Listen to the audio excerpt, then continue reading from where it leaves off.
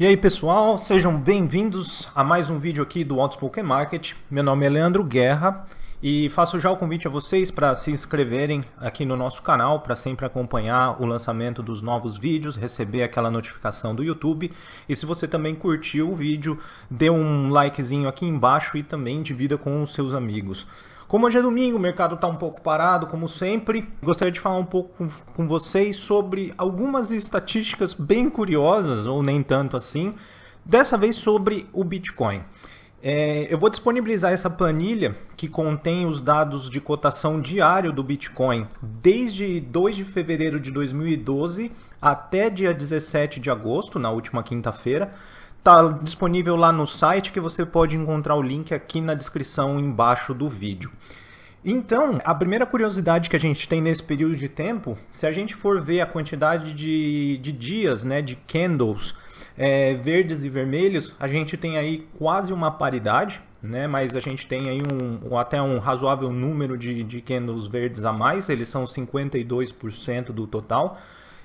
A quantidade de dias que nós temos nesse período são 2.003 dias, com 1.036 candles verdes e 967 candles vermelhos. É interessante ver, né, que sempre quando a gente faz essa análise, eu já fiz isso para vários outros papéis, para moedas, para ativos da bolsa, sempre isso tende a essa proximidade dos 50% para cada lado. É bem curioso isso.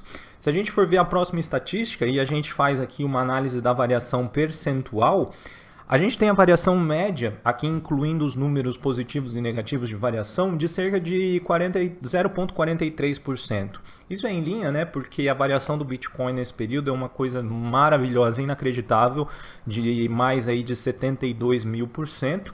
Então a gente espera realmente esse viés positivo na moeda. O desvio padrão, e eu já fiz esse reforço num vídeo anterior e faço agora de novo, na estatística ele é o quanto você orbita para mais ou para menos da média. Em finanças, você usa o desvio padrão como uma medida de risco. Por quê? Porque a gente tem, pela estatística, que o valor da minha amostra ele vai orbitar um desvio padrão para mais ou para menos da minha média cerca de 68% das vezes. E 2 desvios padrão cerca de 95% das vezes. Ou seja, quando a gente tem uma série de dados, a gente sempre vai esperar que um valor que esteja entre mais ou menos 2 desvios padrão, ele vai ser encontrado cerca de 95% das vezes. Então, por isso que ele é uma medida de risco, né? Então, se você avaliar isso, você vai ver que a média de variação do Bitcoin foi 0,43%. 2 desvios significa 9%, ou seja, a gente espera que o Bitcoin 95% das vezes, baseado nesses dados históricos, esteja entre mais 2 desvios da média, ou seja, a soma da média com o desvio padrão, 2 desvios, que é 9,49%. Então 95% das vezes ele vai estar entre 9,49% de variação e a média e o desvio padrão menos a média. Entre esse intervalo, você sempre pode esperar que 95% das vezes você vai ver o Bitcoin. Isso foi, de fato, belíssimo nesse período aí de 5 anos, um pouco mais de 5 anos que a gente fez a análise, porque a gente viu isso 95% das vezes, muito próximo ao valor teórico esperado. Então isso significa que só 5% das vezes você vai esperar ver o Bitcoin variando mais 10% ou menos de 10%, ou seja, alguma coisa realmente muito rara. A mediana, que é um ordenamento, se você pegar todas as variações que nós tivemos no Bitcoin nesse período, da menor até a maior, e a gente for ali no ponto do meio, onde a gente tem a mediana, é 0,13. Geralmente isso tende a ser sempre próximo de 0, e realmente ele se confirma aqui. E a moda, que é o valor mais frequente, aqui ele é 0.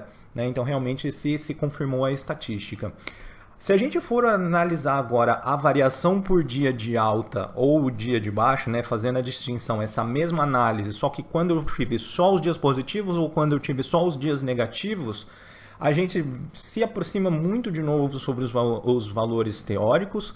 Quando o Bitcoin está em alta, a média de variação de alta dele é de cerca de 3%, Aí aqui você pode ver os cálculos do desvio padrão, que a gente teve ali obedecendo um desvio padrão para mais ou para menos da média em cerca de 89% dos candles positivos, 2 desvios em 95% dos candles positivos, o valor da mediana é 1,79% e o valor mais frequente que eu tenho de variação de alta, né, que diferente aqui da média, é 0,37. Aí você pode falar, poxa, Leandro, mas se a minha média é 3%, por que que o valor mais frequente, né, aquele que aparece mais vezes, a moda é 0,37?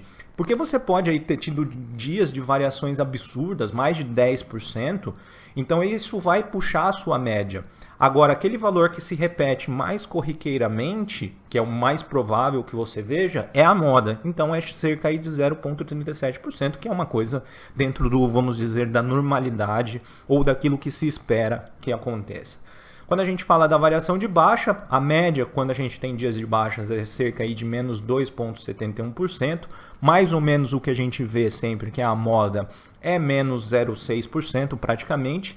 E a gente tem aqui os desvios padrão, uns valores próximos, eu diria, até da média de variação de alta. Qual que foi a diferença? A diferença só é que a gente teve aí bons dias de variação de alta comparado à quantidade de dias negativos que nós tivemos. Aí agora a coisa começa a ficar interessante. Se a gente começar a analisar o Bitcoin por dia de semana, o que acontece? Já li no fórum de Bitcoin ou até mesmo em alguns grupos do Facebook, o pessoal sempre fala, poxa, eu sempre vejo que de final de semana o Bitcoin cai mais, é um bom dia para comprar. Cara, e isso é verdade, faz muito sentido. Pegando esses dados históricos desses últimos 5 anos, a gente vê que de sábado e de domingo a gente teve pouquíssimos dias de alta, né? Pouquíssimos assim. Se você espera que vai ser mais ou menos ali próximo a 50%, você não sair de 50% já é alguma coisa que você fala, opa, me chama a atenção. Então, ou seja, só 48% dos domingos a gente teve alta e 44%, aí 43,86% a gente teve só de altas no sábado. Ou seja, realmente o Bitcoin ele tende a cair um pouco mais sempre aos finais de semana. E ele dá aquela subida boa em comparação, né, a faixa dos 50%, eu diria que é um número bem legal, porque é bem próximo a 60%, na segunda-feira e na terça-feira. Então é quando a gente tem realmente a recuperação daquele final de semana. Se a gente agora for analisar quantas vezes seguidas o Bitcoin fez algum movimento, seja de alta ou seja de baixa. Então ele teve ali alternando entre sobe um dia, desce um dia, sobe um dia, desce um dia, cerca aí de 26% das vezes isso aconteceu para baixo e 21% aconteceu para alta. Metade do tempo o Bitcoin estava em transição, ou seja, ele não simplesmente ficou alterando entre um dia e outro, né, entre um dia de alta e um dia de baixa, ele estava ou subindo ou caindo nesse período de tempo. E aí a gente vê que o mais frequente é a gente ter ali seus 4 dias seguidos de baixa ou 4 dias seguidos de alta, e é muito raro você ter ali mais de 6 dias, seja de baixa ou seja de alta seguidas no Bitcoin. É claro que se você olha, você vê que a alta se repete mais, e aí isso é óbvio, porque a gente está numa tendência de alta histórica do Bitcoin, ainda isso vai continuar por bastante tempo, enquanto tiver essa demanda absurda pela moeda. Então isso é apenas a constatação daquilo que a gente sente na prática, mas aqui convertido em números. Só uma curiosidade, o Bitcoin nunca subiu mais de 10 dias seguidos. Ele chegou já a cair 15 dias seguidos, mas nunca chegou a subir 15 dias seguidos, por exemplo, né? Interessante. E para a gente fechar aqui a nossa análise, vamos dar uma olhada na análise de frequência desse movimento, né? Então, se a gente for ver e pegar, aqui é mais ou menos o percentual de vezes que a gente observa isso dentro da alta e da baixa, e aqui é a frequência mesmo do movimento. O que quer dizer isso? Significa que quando eu ver um candle de baixa do Bitcoin, ou seja, um dia vermelho, eu tenho 51% das vezes que isso aconteceu, já teve um dia de alta logo no dia seguinte. E isso é interessante porque quando você vê, por exemplo, um dia onde eu tive aqui, ó, presta atenção nessa linha, 7 dias de baixa seguidos, em 85% das vezes eu já tive uma alta no 8º dia. E o contrário, ou seja, quando você vê aí 7 dias de baixa no Bitcoin, né, já lança aí uma atenção que pode ser alguma coisa interessante. Quando você tem o 6 dias de baixa, só 41% das vezes eu subi no dia seguinte, ou seja, ele puxa para o 7º dia e tende a subir no 8º dia. Agora, se eu romper, se esse 8º dia for um dia de baixa, historicamente, isso aconteceu pouquíssimas vezes, tá, pessoal? Mas eu só estou aqui traduzindo o número, a frequência que a gente vê aqui, ó, é super baixa. Eu não subi, ou seja, é quando eu tive aquela sequência até o 15º dia de baixa, e aí eu sim, no 15º dia de baixa, isso aconteceu uma vez, no 16º eu já tive um dia de alta. Então, como mais frequente essa região aqui de 1 a 7 dias de sequência, a gente sempre pode esperar mais ou menos essa percentual de alta quando eu tiver um dia de baixa. Quando eu tiver dias de alta, aí eu tenho uma situação contrária. Repare que quando o Bitcoin sobe mais ou menos aqui, ó, 5 dias, eu tenho 62% de vezes, historicamente falando, que eu já caí então no meu 6º dia. Então já fica aquela história, poxa, será que eu vou comprar depois de 5 dias de alta? 6 vezes a cada 10 ele caiu no dia seguinte. Então fica aí. Eu espero que vocês tenham curtido, pessoal, toda essa análise aqui. Lembrando que eu vou disponibilizar essa planilha, no momento que você está assistindo aqui o vídeo, já está disponível lá para download no site do Outspoken Market. Entra ali no link e faz o download. Espero que isso aqui te auxilie a fazer melhor os seus trades, a fazer melhor as suas análises. Qualquer dúvida que você tenha, escreve um comentário para mim aqui embaixo ou me manda um e-mail. Se tiver alguma outra ideia, alguma outra coisa que você queira ver, alguma outra análise, pode dar aí a dica de vídeo que eu já gravo e a gente vai se falando. Beleza, pessoal? Um grande abraço, obrigado por assistir novamente e até o próximo vídeo. Boa semana, tchau, tchau.